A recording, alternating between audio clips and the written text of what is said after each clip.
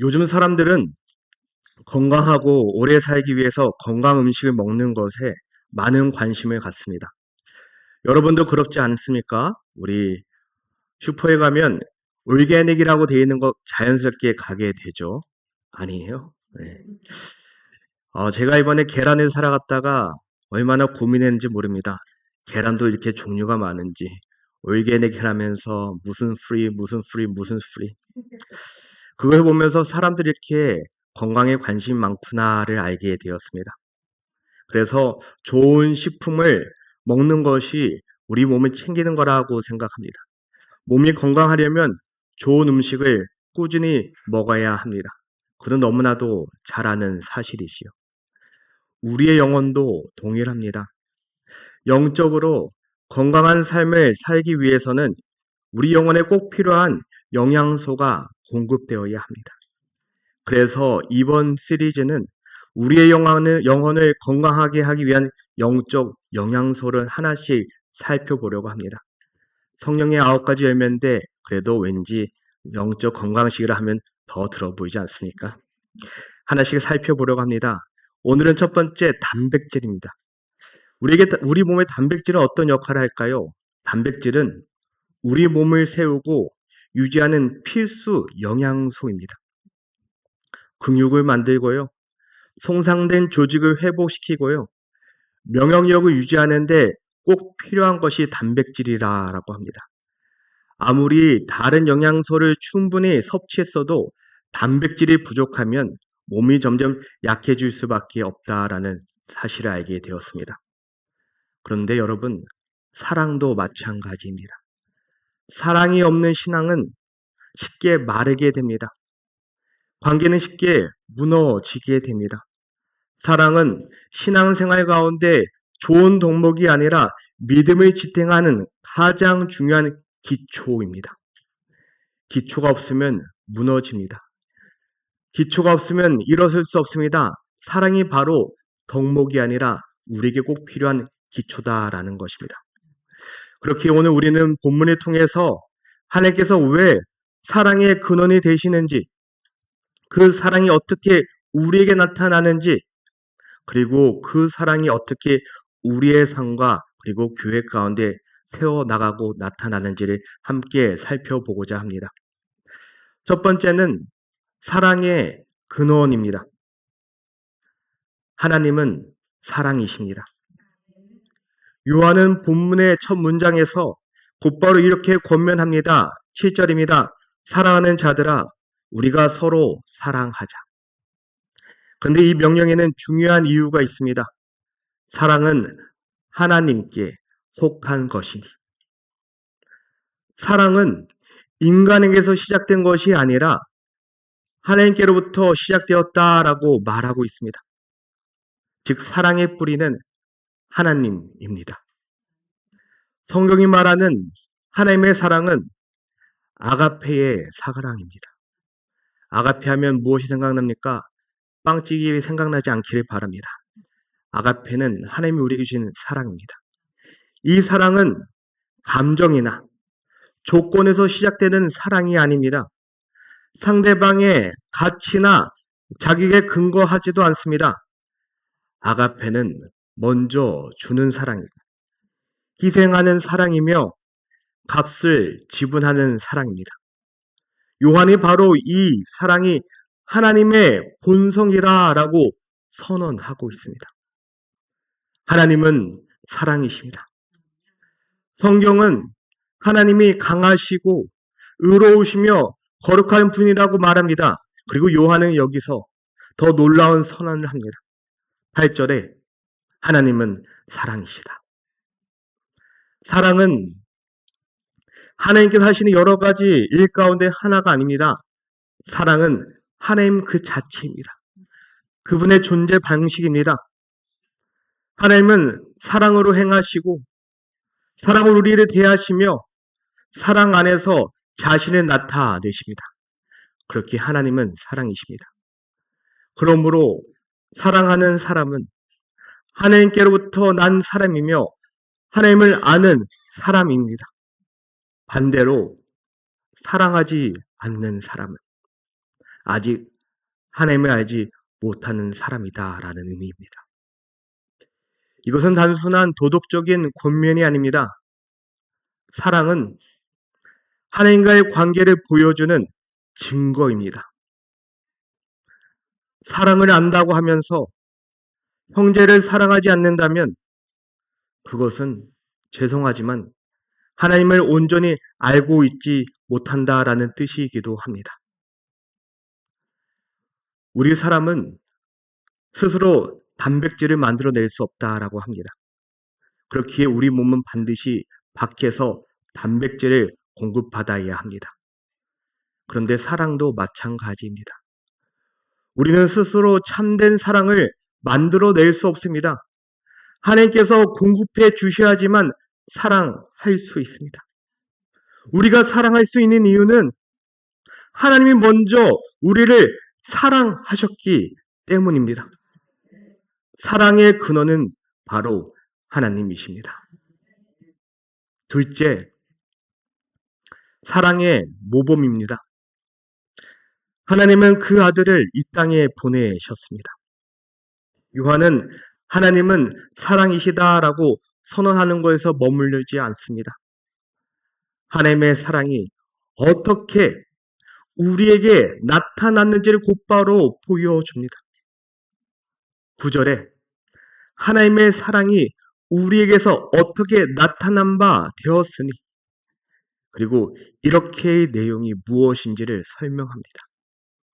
하나님께서 독생자 예수 그리스도를 이 세상에 보내셨습니다.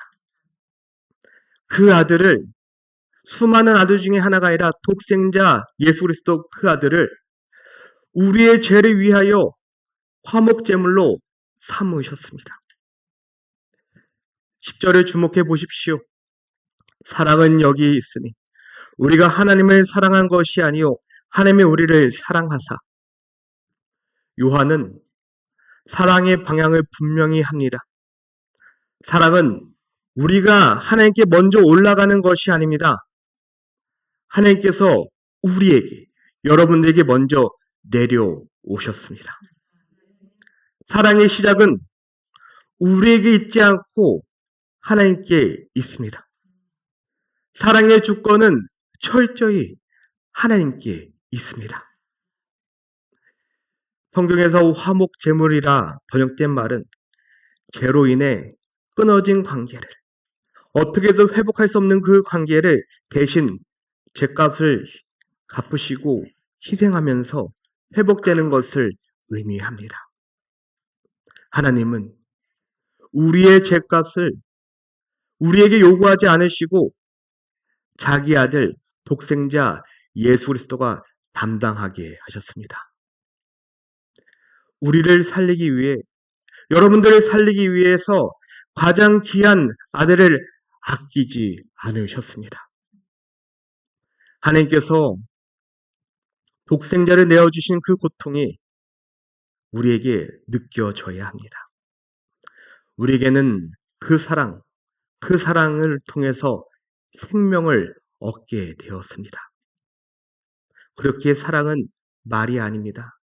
사랑한다라는 말이 아니라 가장 귀한 것을 내어주는 것입니다. 그리고 그것이 바로 십자가의 복음입니다. 이 사랑이 얼마나 큰지 우리는 깊이 생각해야 합니다. 하나님, 우리가 그분을 사랑하기 전에 먼저 우리를 사랑하셨다는 그 사실을 잊어버리지 말아야 합니다. 우리가 하나님께 돌아오기 전에 먼저 그 아들을 보내셨습니다. 내가 하나님이 누구인지 모르기 전에 먼저 그 아들을 보내셨습니다. 우리가 죄 가운데 있을 때 먼저 그 아들을 보내셨습니다. 우리가 아직 죄인 되었을 때 그리스도께서 여러분들을 위해서, 우리 위해서 십자가에 피 흘려 죽으셨습니다.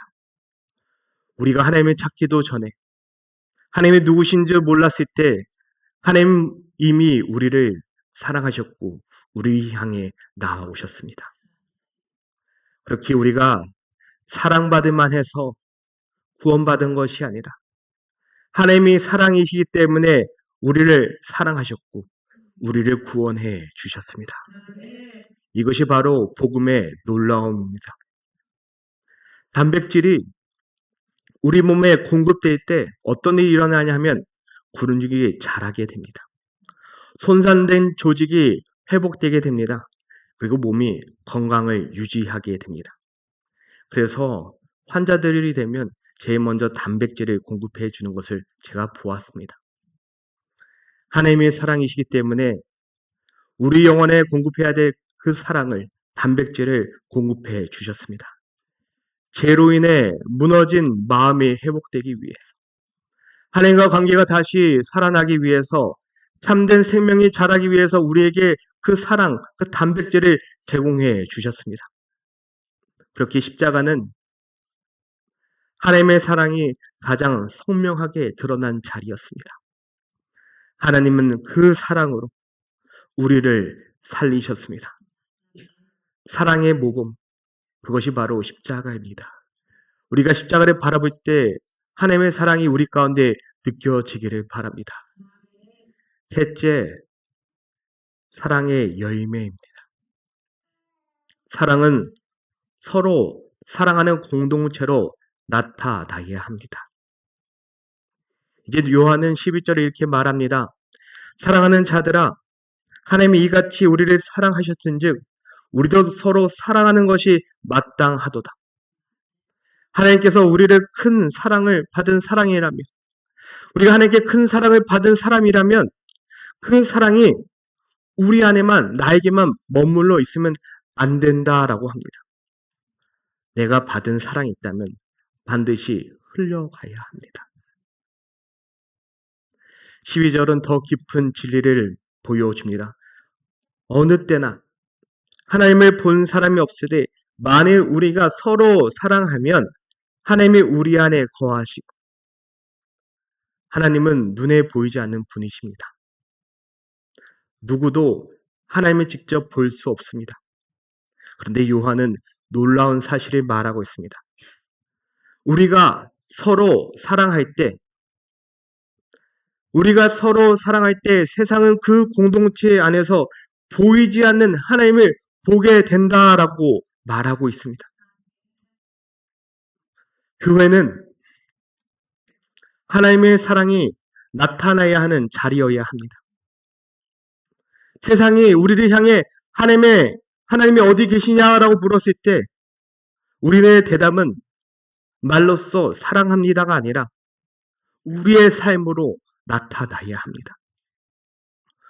서로를 사랑하는 모습, 서로의 부족함을 채우는 모습, 내가 손해를 감수하더라도 품어주는 모습, 그 모습이 나타날 때 세상이 우리를 바라볼 때 보이지 않는 하나님의 사랑이 우리 가운데 나타나게 된다라고 합니다. 이것이 바로 교회의 증거입니다.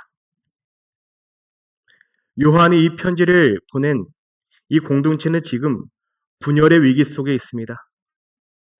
어려움이 있습니다. 거짓 가르침을 따르는 사람들은 교회를 떠났고 남은 사람들은 상처받고 흔들리는 가운데 있습니다. 바로 그 자리에서 요한이 전한 메시지는 무엇이었을까요? 서로 사랑하라입니다.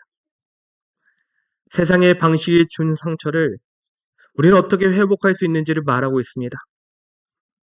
상처 준 사람을 미워하지 말고, 나와 다른 사람을 밀어내지 말고 서로 사랑하라라고 합니다. 그것이 바로 하나님의 방식입니다. 사랑은 무너진 관계를 다시 회복시키고 묶고 흔들릴 공동체를 다시 세우는 힘이 있습니다. 우리 교회를 생각해 봅시다.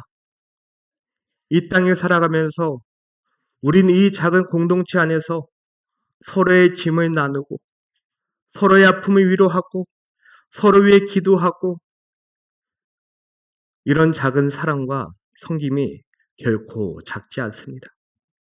그것이 바로 무엇인가 하면 하나님의 사랑을 우리가 흘려보내는 것이고 나도 모르는 사이에 내가 사랑의 통로가 되고 있다라는 사실이다.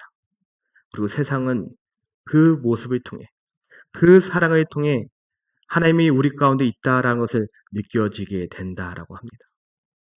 우리 교회는 어떻습니까? 세상 사람이 우리 교회를 봤을 때 그 하나님의 사랑이 보여지는 교회입니다. 넷째, 사랑의 완성입니다. 하나님의 사랑은 우리 안에서 온전히 이루어집니다. 12절 하반부를 다시 보십시오. 그의 사랑이 우리 안에 온전히 이루어지느니라. 이 말씀은 단순히 사랑을 더 많이 해야 한다는 뜻이 아닙니다. 하나님의 사랑이 우리 안에서 그 목적을 이루어 간다라는 뜻입니다. 목적을 이루어 간다. 나아갈 방향이 있다라는 의미입니다. 이것은 한 번의 결단으로 끝나는 일이 아닙니다. 프로세싱 과정입니다. 계속해서 그 방향을 바라보며 나아가야 하는 것입니다. 넘어져도 다시 일어나고 울어도 다시 일어나고 그 방향을 바라보고 나아가야 합니다. 하나님의 사랑이 우리 안에 계속 공급되고 있다면, 하나님의 사랑이 계속 우리에게 느껴지고 있다면 그 사랑은 우리를 통해 다른 사람에게 흘러가야 되고 공동체 안에 점점 더 온전하게 드러내야 합니다. 마치 단백질이 매일 공급되어 몸을 건강하게 세워가듯이 사랑도 날마다 하나님께로부터 받고 날마다 우리도 흘려보내게 되어야 한다라는 것입니다. 우리 안에 그 사랑이 자라야 합니다. 그리고 요한은 18절에 이 온전한 사랑이 어떤 열매를 맺는지를 말합니다. 온전한 사랑이 두려움을 내쫓나니. 사랑이 온전해질수록 두려움은 줄어든다라고 합니다. 심판에 대한 두려움, 누군가에게 버림받는 것에 대한 두려움, 미래에 대한 두려움이 하나님의 사랑 안에 거할 때 그 힘을 잃어버리게 된다라는 것입니다. 왜냐하면 그 하나님이 나를 사랑한다는 확신이 우리 가운데 있기 때문에 그렇습니다. 그렇게 하나님과의 사랑이 깊어질수록 우리 영혼은 더욱더 건강해집니다. 두려움에 끌려가는 삶이 아니라 하나님의 사랑 안에 거하는 삶을 살아가게 됩니다. 이것이 바로 건강한 영혼의 모습입니다. 오늘 말씀을 우리 삶에 적용해 보면 어떻게 적용할 수 있을까요? 첫째는 하나님의 사랑을 다시 우리는 공급받아야 합니다. 사랑의 힘은 우리 안에서 저절로 나오지 않습니다. 하나님께로부터 공급받아야 합니다. 영적으로 메마르고 지쳐 있다면 먼저 십자가 앞에 나아가야 합니다. 말씀 묵상과 기도와 예배로 통해서 하나님의 사랑을 다시 공급받고 나아갈 때 우리의 영혼은 하나님의 사랑으로 풍성해질 줄 믿습니다. 둘째, 받은 사랑을 가까운 사람들에게 흘려보내야 합니다. 사랑은 신기합니다. 흘려보낼수록 더 커집니다. 내가 하나님께 받은 사랑을 나의 가정 가운데, 교회 가운데, 일터에 내 곁에 있는 모든 사람에게 흘려보낼 때 하나님께서 더 큰 사랑을 나에게 주시는 것을 경험하게 됩니다. 작은 사랑 어렵지 않습니다. 내가 무슨 말을 할 때, 이 말을 할 때 누군가의 마음은 어떨까? 한번 배려하는 그 마음. 누군가의 부족함을 얘기하는 것이 아니라 그 사람이 잘하는 것을 칭찬하는 마음. 음식을 먹을 때 짜다라고 하는 것이 아니라 음식을 먹을 때 내가 더 밥을 먹을 수 있도록 해주는 건강식을 주면 감사하는 마음. 그렇게 우리의 마음이 바뀔 때 우리 안에 사랑이 흘러가게 되는 것입니다. 세 번째, 우리의 삶 가운데 사랑하기 어려운 순간에 우리는 다시 십자가를 바라보아야 합니다. 누군가를 사랑하는 일은 정말 쉽지 않습니다. 상처 준 사람, 나와 다른 사람, 이해하기 어려운 사람을 어떻게 사랑할 수 있겠습니까? 라고 우리가 좌절하고 나갈 때 우리는 눈을 들어 십자가를 바라보아야 합니다. 하나님이 나를 얼마나 사랑하시는지 기억해야 합니다. 여러분 솔직하게 여러분이 돌아봅시다. 나 같은 사람은 사랑하는 게 쉬웠을까요? 어려웠을까요? 저는 어려웠을 것 같습니다. 제 자신을 알면 알수록 어떻게 나의 이런 부족한 모습까지도 사랑해 주시는 그 하나님의 은혜에 얼마나 감사해야 되는지 모릅니다. 여러분도 그렇지 않습니까? 나 같은 사람을 사랑해 주셨는데 그 하나님의 사랑을 우리가 기억하며 나아갈 때 우리는 그 하나님의 사랑을 가지고 내가 품을 수 없는 그 사람도 하나님의 사랑으로 품을 수 있는 것을 경험하게 될 줄 믿습니다. 사랑하는 성도 여러분, 우리가 이 땅에서 영적인 삶을 살아감에 있어서 꼭 필요한 영혼의 단백질을 놓치지 마시기 바랍니다. 제가 한때 운동을 열심히 하였습니다. 나름 헬스를 10년 동안 하였던 몸입니다. 지금은 감히 보여줄 수는 없지만 시간이 지나서 무게를 전문용어로 친다고 하죠. 무게를 들고 나면 꼭 단백질을 섭취해야 됩니다. 그러면 기가 막히게 근육이 점점 성장하고 건강하게 자라는 것을 경험하게 됩니다. 근데 그 과정이 절대 쉽지는 않습니다. 근육이 커지면 통증이 있고 아픔이 있습니다. 제가 생각하는 운동의 만족도는 다리 운동했을 때 그 다음에 걸어다니지 못할 정도. 팔 운동했을 때 그 다음에 숟가락을 들지 못하는 정도. 등 운동을 했을 때 허리를 못 돌릴 정도 했어야지 저는 운동을 잘했다라고 생각합니다. 그런데 신기하게 단백질을 섭취하게 되면 그 회복력이 점점 빨라지는 것을 경험합니다. 그러고 나면 그 아픔이 사라지고 거기에 근육들이 생기는 것을 경험하게 됩니다. 우리의 사랑도 그런 것 같습니다. 하나님의 그 사랑의 단백질을 공급받게 되면 내 사랑의 그릇이 이만큼인 것 같은데 하나님께서 이만큼 늘려주십니다. 이만큼 늘려주신 것 통해서 고통이 어찌 없겠습니까? 아픔이 어찌 없겠습니까? 그러네 하나님의 사랑의 단백질로 공급받을 때 우리는 나도 모르게 이만큼 사랑을 경험하게 됩니다. 또 이만큼 사랑을 흘려보내면 또 더욱더 늘어날 때 또 힘들 때 하나님께서 더 큰 사랑을 우리에게 공급해 주신다라는 것입니다. 그렇기에 먼저 내 힘과 내 능력이 아니라 먼저 십자가 앞에 나아감으로써 나에게 주신 그 사랑을 기억하며 나아가시길 바랍니다.